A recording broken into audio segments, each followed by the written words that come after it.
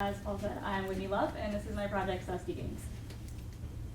So when I first set out to do this project, I knew that I wanted to solve the sustainability problem of the disconnect between our Earth and the people on it. So at first, I wanted to create a game for my neighborhood residents to compete against each other to reduce their water use. As you can see, I tabled at a couple of events, I offered pizza parties and getting to know your neighbors. But I quickly learned that I was quite possibly working with the most difficult audience I could find. And also my game just was not fun. Nobody wanted to play, and by the end of all this tabling, I didn't want to play either. Literally as hard as I tried, it still wasn't fun. So I went back to the drawing board and I thought, well, what do I want to do here? And I wanted to introduce a new activity to people, one or two new activities. I wanted to get a conversation started about sustainability. I wanted them to continue doing that new behavior in their actual lifestyle. And I wanted to demystify what are sustainable behaviors and how do I do them. And then I wanted to pilot the Susty Games, which is now an LLC that I'll be operating after graduation. So I created a new game because I thought about, well, what do I like to do as an adult? I like scavenger hunts.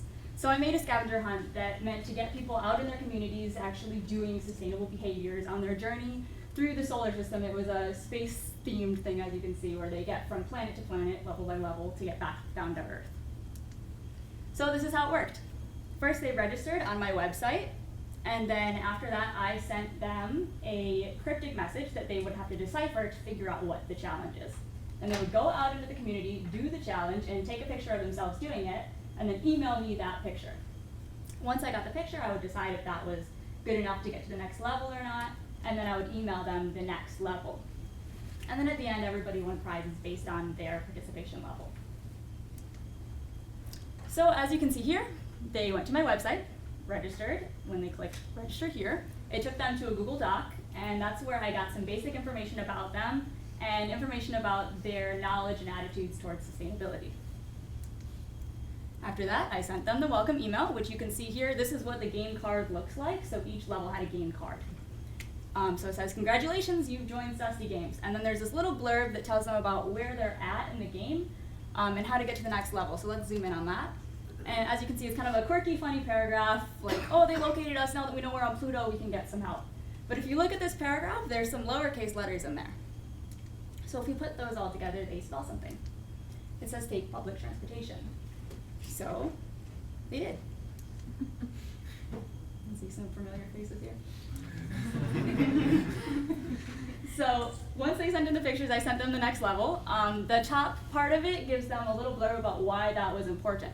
So here I'm telling them, did you know the average Earthling drives over 13,000 miles per year? And if you switch to public transit, you can reduce your carbon emissions by almost 5,000 pounds per year. So here's what all the other levels look like. First, they took public transportation, and then they visited a local business.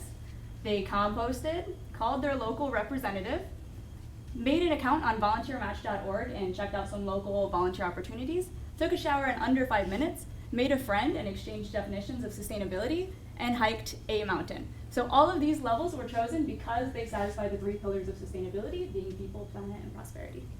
At the end, they're named active Earthlings and they take a post-test.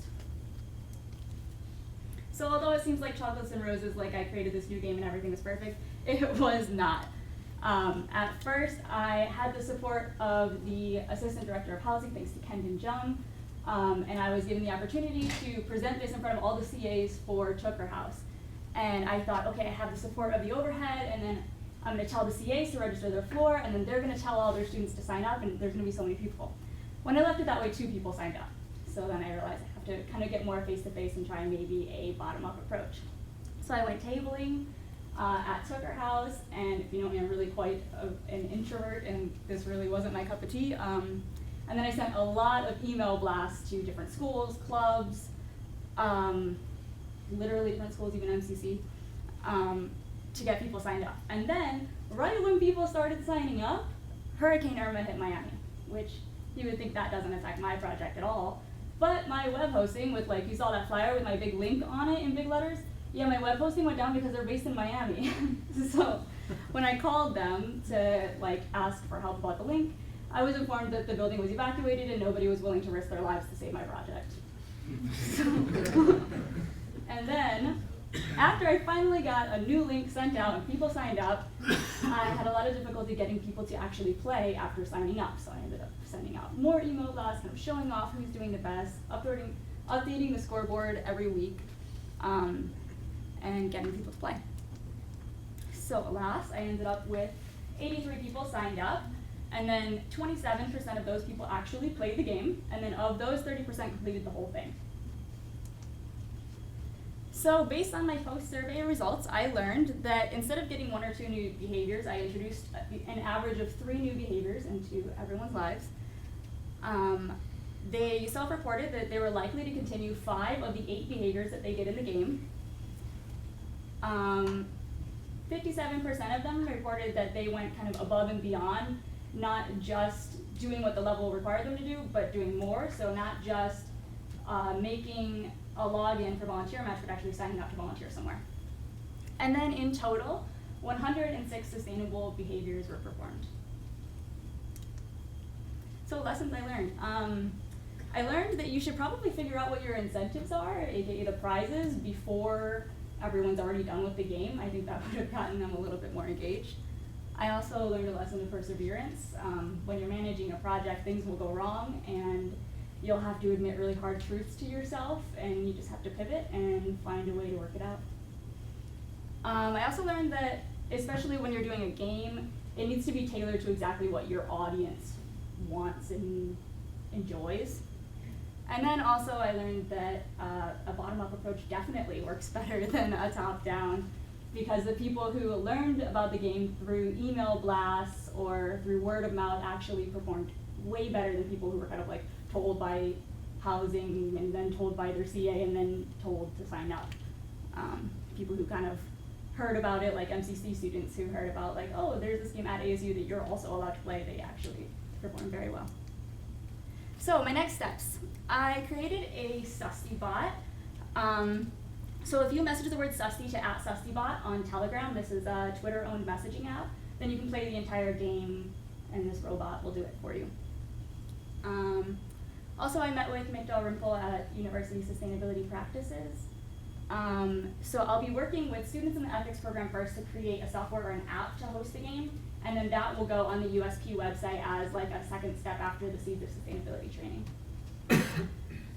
Also, I want to create prerequisite levels to Susty Games, so really meeting people where they're at. So maybe there's a game for someone who really likes sports and a game for someone who really likes art. That way I can put behaviors in there that are based on what they really like in their life and then gradually get them to real sustainable behaviors. And then I'm also just starting Pilot Project 2.0 with some of the students in the Teachers College, thanks to Dr. Lauren Computer. Thanks.